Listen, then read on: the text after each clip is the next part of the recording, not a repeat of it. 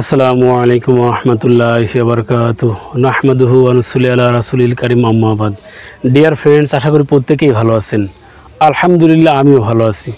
তো বন্ধুরা, আজকে আমি আপনাদেরকে প্রাইভেট সমস্যার সমাধানে একটি বাজিকরণ ভেষজের সাথে পরিচয় করিয়ে দেব।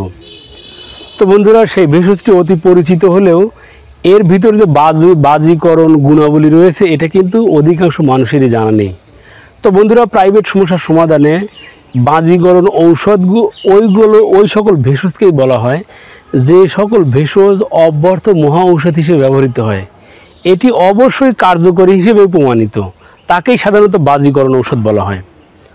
তো বন্ধুরা, প্রাইভেট সমস্যা বলতে আমি সেই সকল সমস্যা বুঝাচ্ছি যাদের ইরেকটাইল ডিসফাংশনজনিত সমস্যা রয়েছে।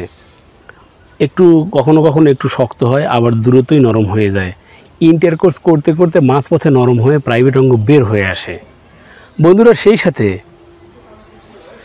শুক্র এতই তরল, যেটাকে বলা হয় ধাতু পাতলা রোগ, একেবারেই পাতলা, খুব দ্রুতই একদম পানির মতো বের হয়ে আসে। আপনি খুব বিস্মিত হচ্ছেন, এটি কি আসলে বীর্য না পানি। অনেক সময় আপনি ধারণাই করতে পারছেন না যে আপনারা কত দ্রুত বের হয়ে আসছে। হালকা একটু সঙ্গিনীকে একটু আলিঙ্গন, একটু চুম্বন করতে না করতেই বের হয়ে যায়। তো বন্ধুরা, এটাকেই সাধারণত বলা হয় প্রিমেচিউর ইজাকুলেশন।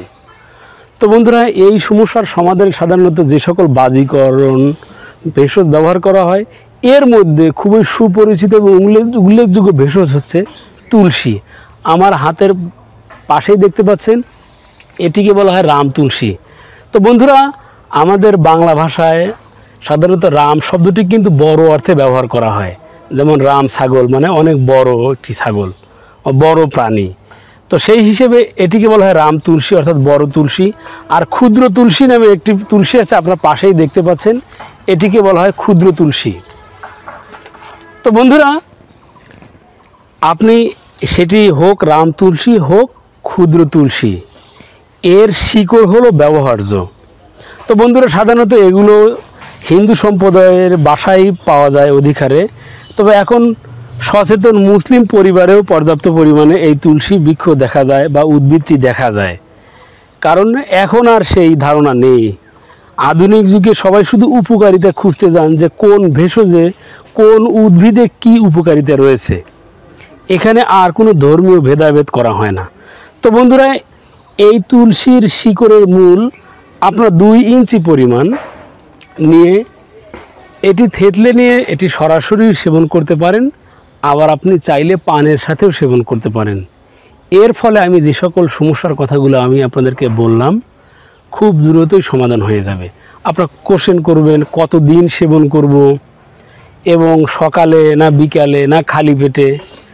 আপনি যদি আপনার আশেপাশে পর্যাপ্ত পরিমাণে থাকে তাহলে আপনি সকাল বিকাল সেবন করতে পারেন।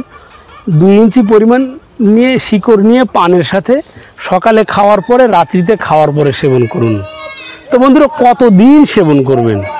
বন্ধুরা, সাধারণত 1 দিনে, 2 দিনে, 3 দিনে যে সকল ভেষজের সমাধান হয় বা যে সকল ঔষধের সমাধান হয়, বুঝবেন এর ভিতরে কোনো কেমিক্যালের মিশ্রণ রয়েছে।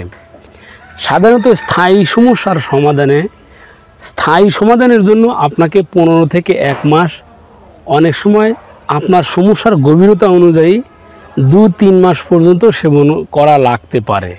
তো বন্ধুরা, আপনি নিয়মিত সেবন করেই দেখুন, ইনশাল্লাহ আপনি সুস্থ হবেনই। Please trust me, trust this herbs, depend on আল্লাহ।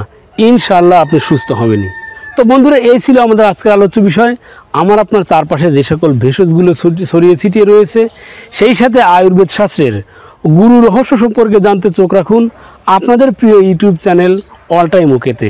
সেই সাথে আমাদের এই চ্যানেলটিকে সাবস্ক্রাইব করে আমাদের সাথেই থাকুন। ধন্যবাদ সবাইকে।